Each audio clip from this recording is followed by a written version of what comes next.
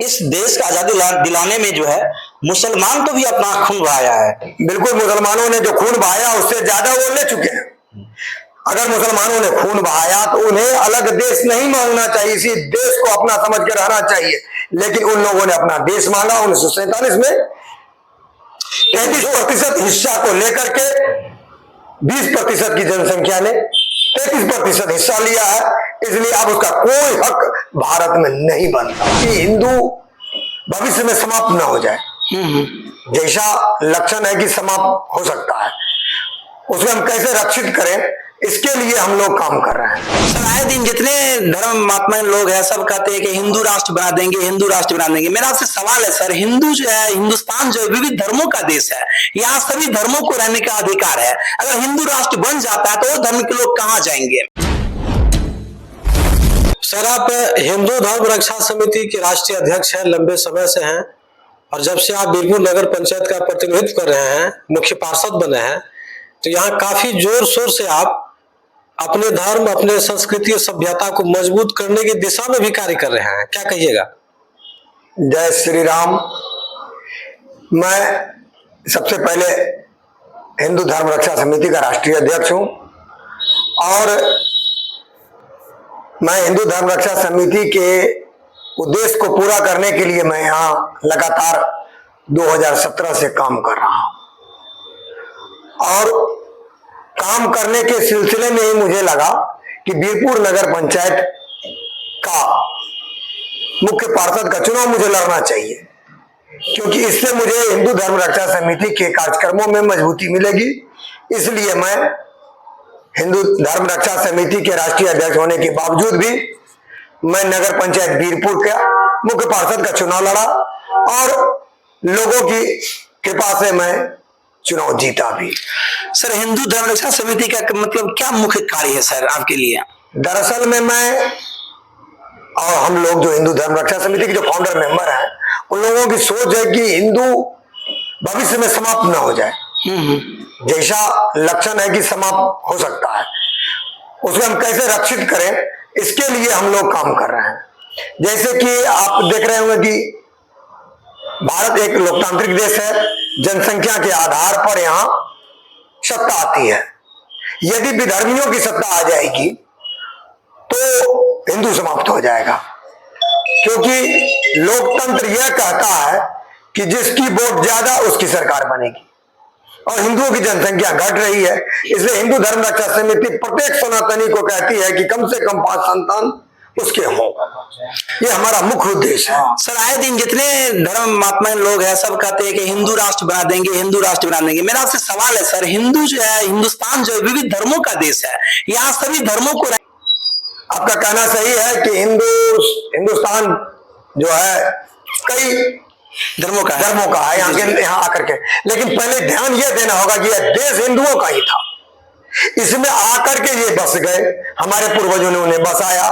मैं उसे निकालने की बात नहीं कर रहा हूं, लेकिन मैं मुसलमानों के लिए बात कह रहा हूं कि मुसलमानों ने अलग देश ले लिया है, इसलिए मुसलमानों का देश भारत अब नहीं है, यहाँ ईसाई रह सकते हैं। लेकिन सर, मेरा एक सवाल है, आप कह रहे हैं मुसलमानों का देश नहीं है, लेकिन इस देश का आजादी दिलाने में जो है मुसलमान तो भी अपना खून बहाया है। बिल्कुल, मुसलमानों ने जो खून बहाया उससे ज्यादा वो ले चुके हैं। अगर मुसलमानों ने खून बहाया तो उन्हें अलग देश नहीं मांगना चाहिए, इसी देश को अपना समझ के रहना चाहिए। लेकिन उन लोगों ने अपना देश मांगा 1947 में। 33% हिस्सा को लेकर के 20% की जनसंख्या ने 33% हिस्सा लिया है, इसलिए अब उसका कोई हक भारत में नहीं बनता है। लेकिन जब गांधी जी कहा गया था कि धर्मनिरपेक्ष राज्य, तो गांधी जी जो कहा, क्या मुसलमान जो है हिंदुस्तान की आजादी में जो मुसलमान जैसे डॉक्टर एपीजे अब्दुल कलाम हो गया, अपना योगदान दिया, तो क्या मुसलमान को इंडिया में नहीं रहना चाहिए? तो गांधी जी से मैं पूछना चाहूंगा, अब गांधी जी तो जीवित नहीं है, उन्होंने कहा था कि मेरे लाश पे देश का बंटवारा होगा, मुसलमानों को रहना चाहिए, इस देश में रहना चाहिए। तब जब संयुक्त भारत हो, तब जब आप बंटवारा करके, आप 2 भाई बंटवारा करते हैं, आप अपने हिस्से में अपने भाई के बच्चों को रहने देते हैं क्या? नहीं रहने देते हैं। जब पाकिस्तान आपने बांट कर ले लिया है तो आप अपने हिस्से में जाओ, आप अपने बच्चों को, मुसलमान यहाँ पर क्यों रहेंगे? जब बांट के लिया तो अपने हिस्से में जाओ, और वहां जो हमारे हिंदू है उसे भी वापस करो। भारत हिंदू पाकिस्तान में भी है, बांग्लादेश में, उन्हें भी वापस आना चाहिए। ये मेरा, ऐसा नहीं कि सिर्फ मुसलमान वहां जाए, हिंदू भी वहां से वापस आए। तो क्या लग रहा है कि जो भारत जो है एक धर्म, एक हिंदू राष्ट्र बनेगा? क्योंकि भाजपा के द्वारा और आरएसएस के द्वारा कहा जा रहा है कि हिंदू राष्ट्र कब बनेगा? भाजपा तो हिंदू राष्ट्र के बारे में नहीं कह रही है, लेकिन मैं कह रहा हूं कि इसे हिंदू राष्ट्र बनना चाहिए। हिंदू धर्म रक्षा समिति कहती है कि इसे हिंदू राष्ट्र बनना चाहिए, और इस हिंदू राष्ट्र में ईसाई भी रहेंगे, बौद्ध भी रहेंगे, जैन भी रहेंगे, सिख भी, केवल मुसलमान नहीं रहेंगे मेरे हिसाब से, क्योंकि मुसलमानों ने अलग देश ले लिया है। इतने सारे मुसलमान हैं हिंदुस्तान में, फिर वो लोग कहाँ जाएंगे? ये संभव है? हाँ, आपका यह प्रश्न मुझे अच्छा लगता है। इसका जवाब है, एक बार फिर से बैठक होनी चाहिए बांग्लादेश, पाकिस्तान और भारत के राष्ट्राध्यक्षों की। चूंकि बंटवारा के समय में गलत बंटवारा हुआ। बाबा साहब अम्बेडकर ने भी कहा था कि जब तक एक एक हिंदू पाकिस्तान से भारत नहीं आ जाता है और एक एक मुसलमान भारत से पाकिस्तान नहीं चला जाता है, तब तक बंटवारा सही नहीं माना जाएगा। इसलिए फिर से उस चीज की आवश्यकता है कि भारत से मुसलमान बांग्लादेश या पाकिस्तान चले जाएं, और वहां जो रहने वाले हिंदू, बौद्ध, सिख, जैन, ईसाई हैं, वो भारत आ जाए। यह देश मुसलमानों ने खो दिया है, मुसलमानों का कोई अधिकार इस देश में रहने का नहीं है। लेकिन इस चीज को करने वाले कौन होंगे? हम करेंगे। मेरा कहने का मतलब है, हम का मतलब है कि वो वोट की वो ताकत करेगी जो इस विचारधारा को समर्थन करती है, भाजपा को समर्थन करती है। भाजपा ने अभी तक चुनावी घोषणा ये नहीं किया है कि हिंदू राष्ट्र बनाएंगे, लेकिन भाजपा को बनाना होगा, अन्यथा भाजपा से भी हिंदू नाराज हो जाएंगे। लेकिन जब ये हिंदू मुस्लिम का फिर से हिंदुस्तान से निकालने का बात होगा, उसका बंटवारा होगा, तो क्या ये नहीं लगता है कि फिर से दंगा हिंदुस्तान में होगा? बिल्कुल नहीं, दंगा क्यों होगा? समझौता होगा। एक समझौता हुआ था 1947 में, उसमें मुसलमान पाकिस्तान लिए, बांग्लादेश लिए। जब ले लिए तो फिर वहां क्यों नहीं गए?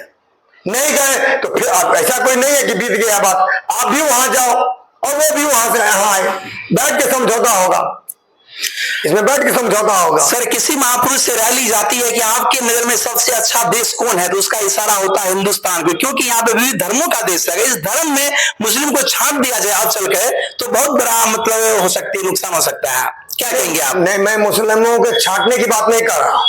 मुस्लिम खुद अपने आप को असहज महसूस करते हैं भारत में, बार बार कहते हैं कि हम मुसलमानों के साथ अन्याय हो रहा है। तो अगर मुसलमानों के साथ मुसलमान खुद कहते हैं अन्याय हो रहा है, तो यहाँ क्यों रह रहे हैं?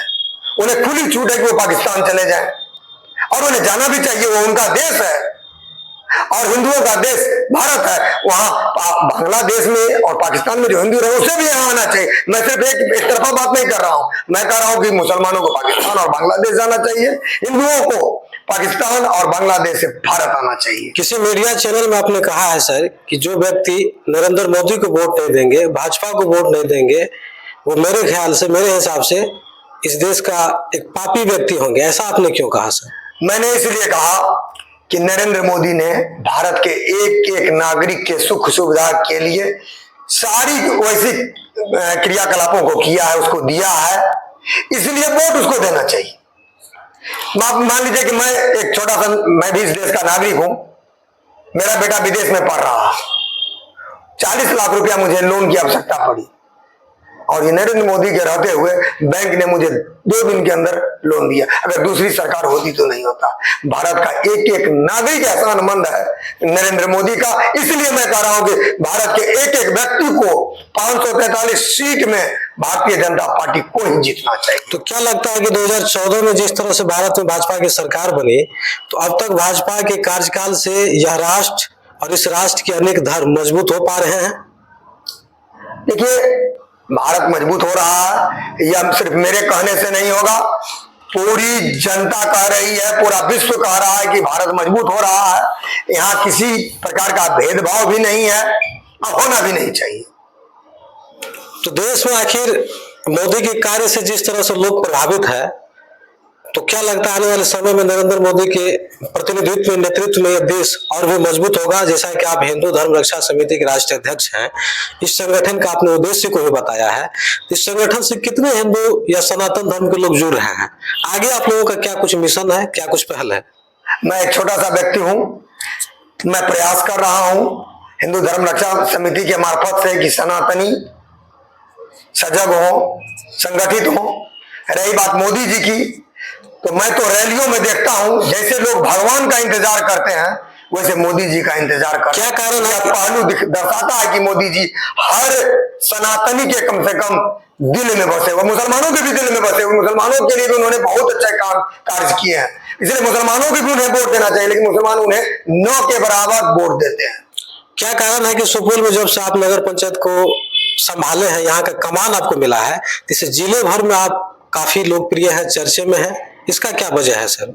नहीं, मैं लोकप्रिय हूं या नहीं हूं ये तो आप लोगों के नजर से, आप लोगों की। और एक और सवाल है, आप हमें लोकप्रिय बनाते हैं, आप पत्रकार बंधु।